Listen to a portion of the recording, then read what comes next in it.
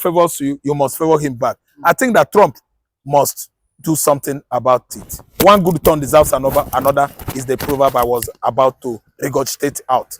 Nnamdi Kanu actually tried for Donald Trump when he was among his campaign train in November, at least November 2019, when he was campaigning for Trump.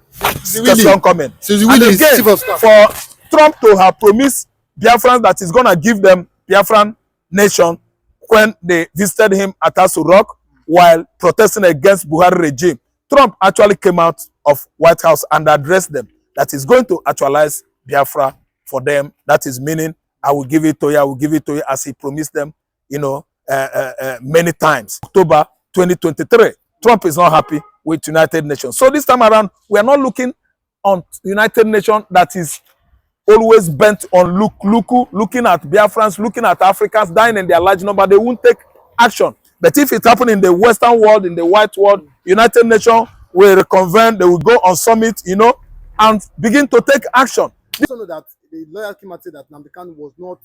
It was shedding tears when he heard about this Ebonyi, you know, saga, you know, massacre, and he has come out to tell Trump, you know, and we know they supported Trump in 2016.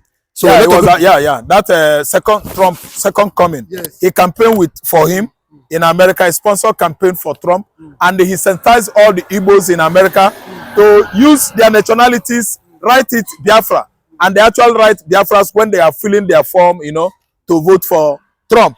They were regarding themselves, their nationality, as Biafra. They voted for Trump, and the Kanu sponsor campaign. He was in the same campaign train for Donald Trump, just because of, you know, the GOP are the name given to United States cabals at White House. It is because of the GOP that is standing between Nnamdi Kanu and Trump that stopped Kanu from meeting Trump one-on-one. And so when Trump, you know, was largely, you know, voted for last year, November, across the United States of America, the legal team of Nnamdi Kanu, anyway, you know, from that channel, that angle, you know, well, you know, orchestrated, well articulated letter of congratulatory letter was sent to Donald Trump from Nnamdi Kanu's legal team. I think that was whom he is. He actually congratulated Donald Trump of the United States of America on his, you know, election of November as 47th, you know, president of the United States of America. And that is a way forward for his own what? Release and freedom is a way forward for what? Emancipation for, you know, of United States of Biafra. We are moving forward because I know that Trump is going to just do something because it takes something like, you know, what Nnamdi Kanu sacrificed for to, you know, aid to help Biafra to achieve something of that nature. That is emancipation of Biafra. One Genocide deserves another. One ton of Genocide deserves another. There's a way they give that proverb. I don't know what to understand. Kissing goes by favor. When someone favors you, you must favor him back. I think that Trump must do something about it. One good turn deserves another is the proverb I was about to regurgitate out. Nnamdi Kanu actually tried for Donald Trump when he was among his campaign train in November, at least November 2019, when he was campaigning for Trump. Comment. And again, for Trump to have promised Biafrans that he's going to give them Biafran nation when they visited him at Aso Rock while protesting against Buhari regime, Trump actually came out of White House and addressed them that he's going to actualize Biafra for them. That is meaning, I will give it to you, I will give it to you, as he promised them, you know, many times. So this time around, the American president is trying to redeem his promises to the Biafrans.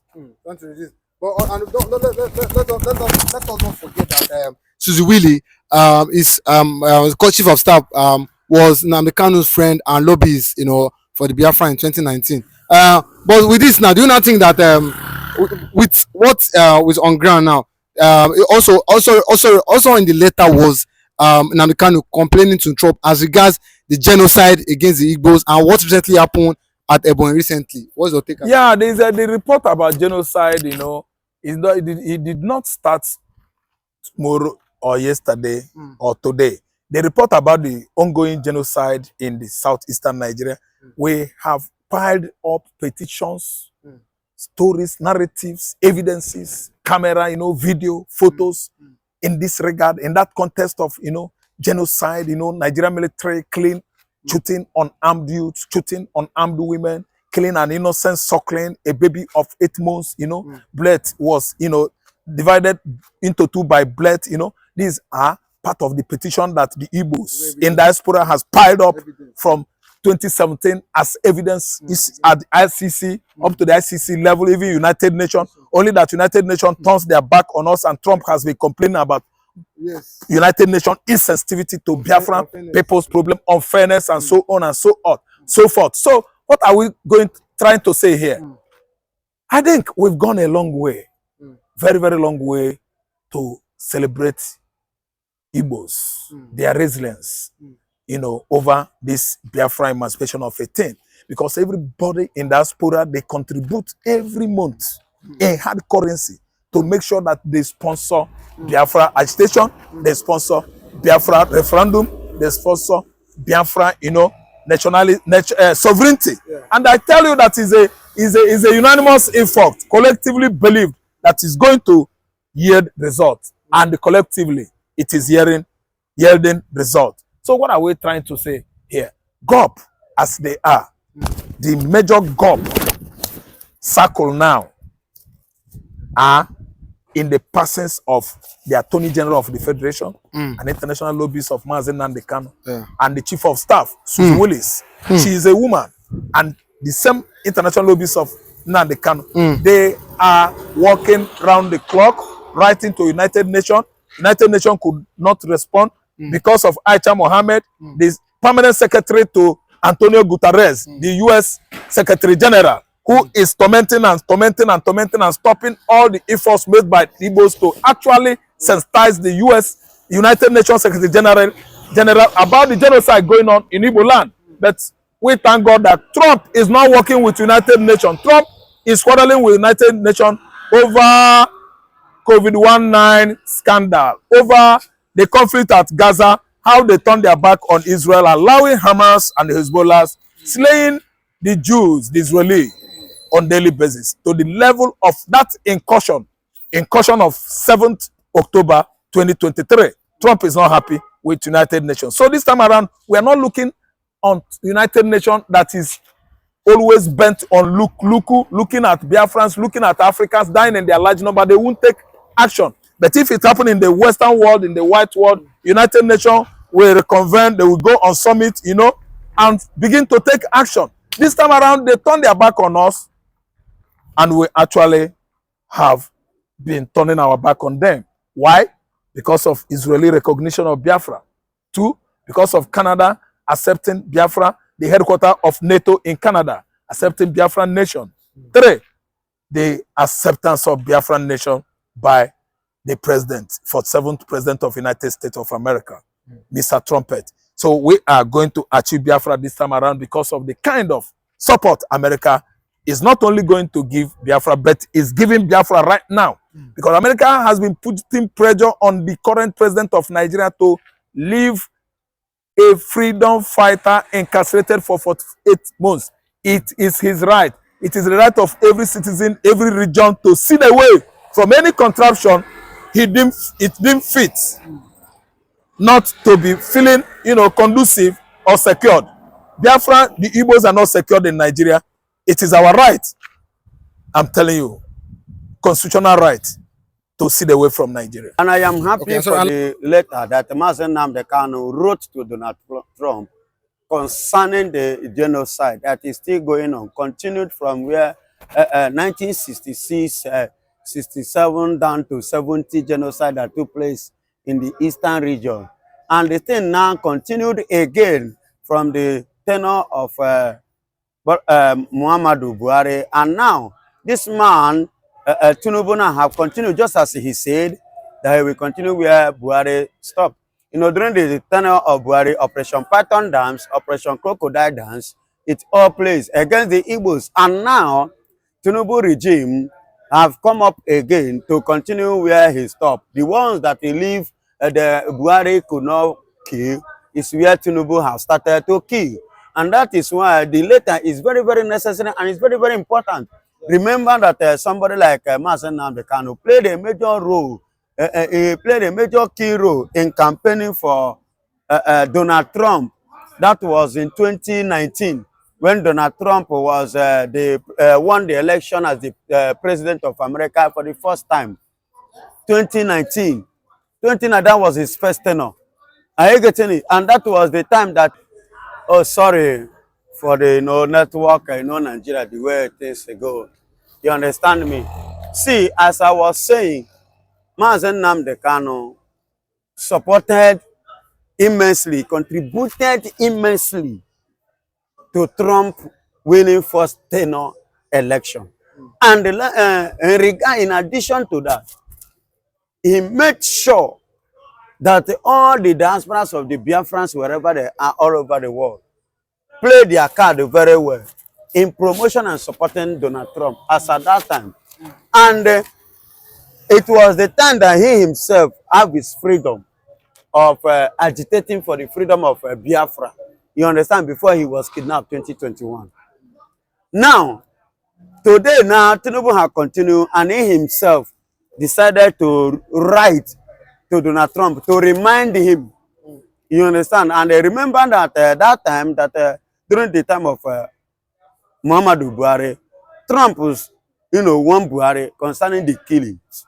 And now, Bola Ahmed Tinubu, the president of Nigeria, have continued from where Buhari stopped to kill again.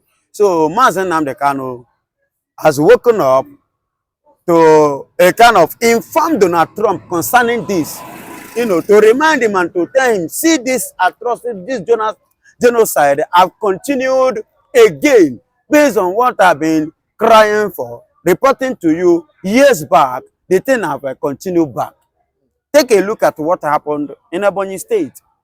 That was what prompted him to write to Donald Trump based on what is already happening, despite the fact that it's in the DSS custody now, currently. And the way that come to my table today, that even the DSS have taken Nnamdi Kanu down to a torture room. You understand? To torture him because he has refused to sign the document presented to him by Nigeria.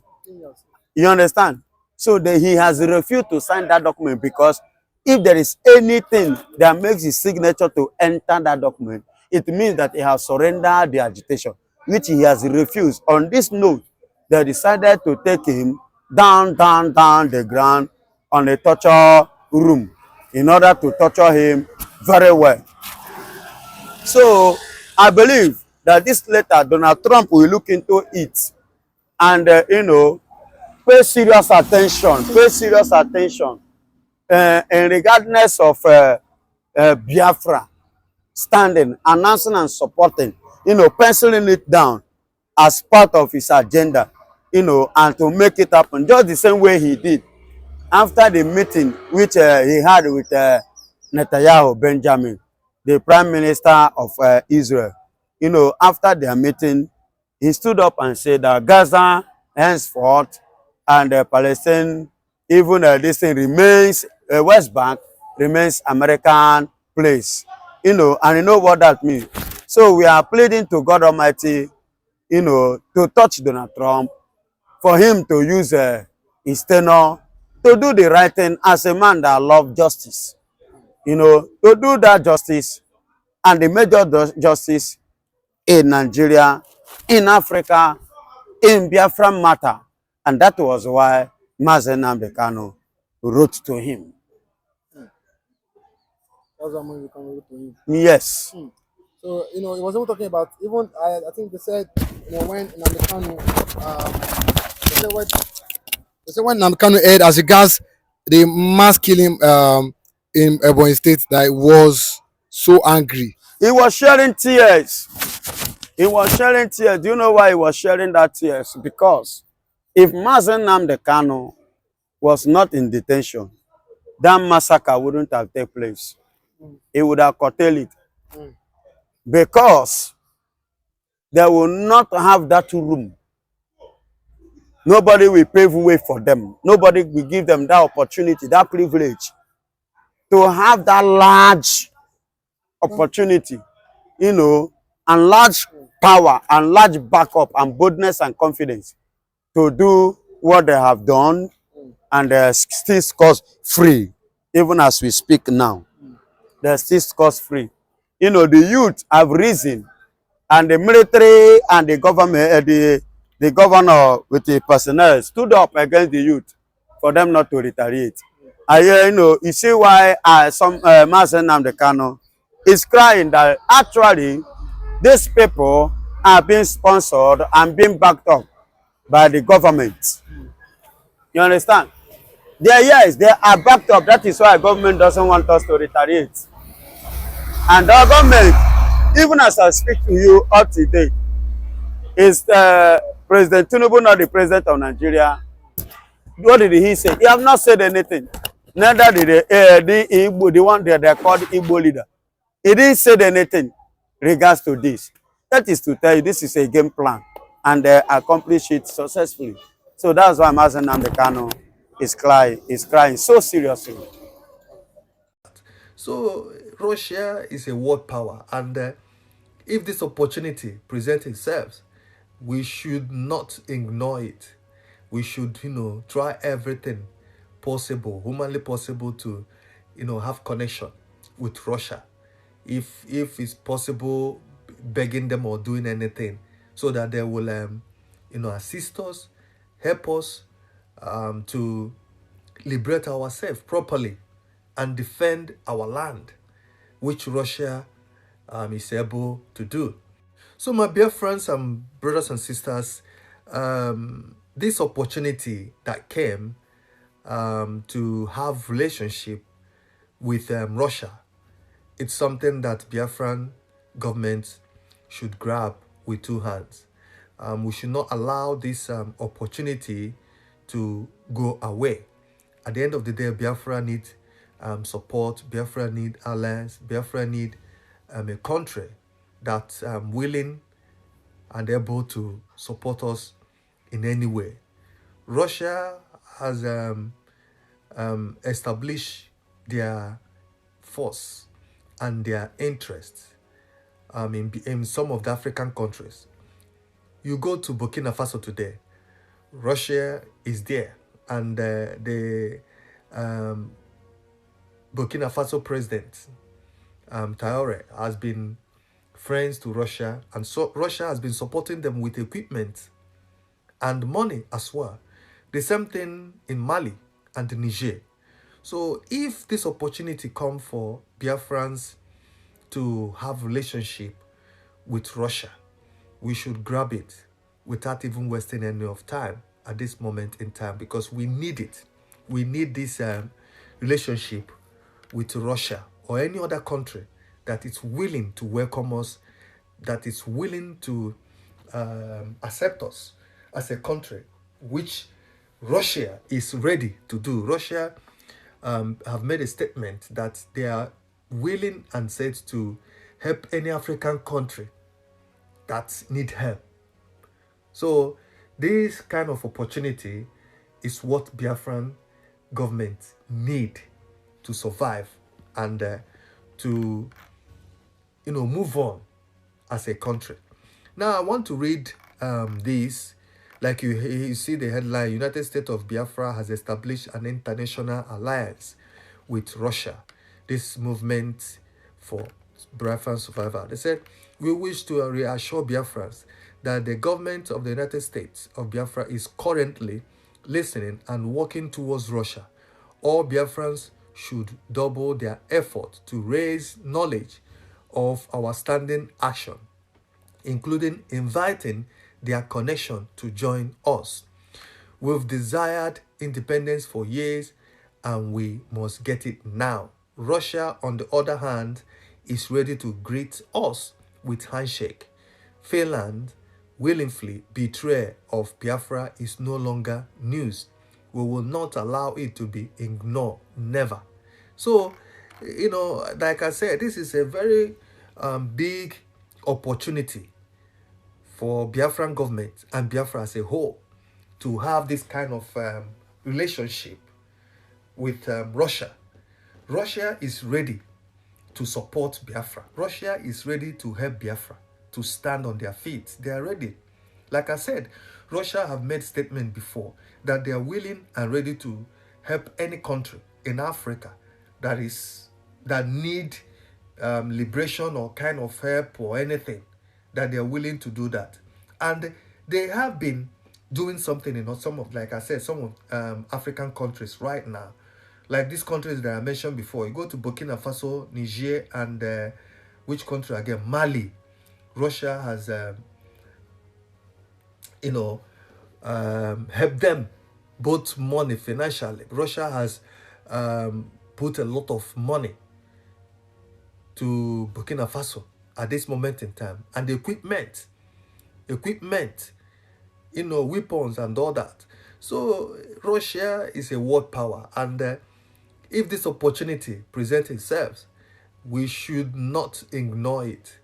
We should, try everything possible, humanly possible, to, have connection with Russia. If it's possible, begging them or doing anything so that they will, assist us, help us to liberate ourselves properly and defend our land, which Russia is able to do. So this is something that Biafran government should not ignore, no matter whatever. We should not ignore it. We should, grab it with two hands, and it will help us. It will help Biafra government, like I said, and the Biafran people as a whole, because we are a sovereign state. We are a new state, let me say, but not fully recognized and all that. But if these countries, like they are showing interest, and any country anywhere that want to help, support in any way, we should not ignore, or we should not let it see it like, oh, this is not good, we should not do. No. Any country now in the whole world that comes to support Biafra or want to help Biafra in any way, we should do that at this moment in time. I know this news has shocked the zoo government and all that. And, like other countries that are showing interest and recognizing Biafra, it's another good thing that Biafra should do whatever they can to make sure that some countries in the world, support them, show interest, and willing to have, diplomatic or any friendship with the Biafra government. We should not let any relationship down when it comes on our way like this. We should grab it with two hands and do whatever we can as a country to make sure that that opportunity will not go away, because this is way of being recognized. Like I said before, if Russia has shown interest in Biafra and they are willing to help Biafra, to support Biafra, I mean, we are willing to reject it. We must not, waste that opportunity or let that opportunity slide away.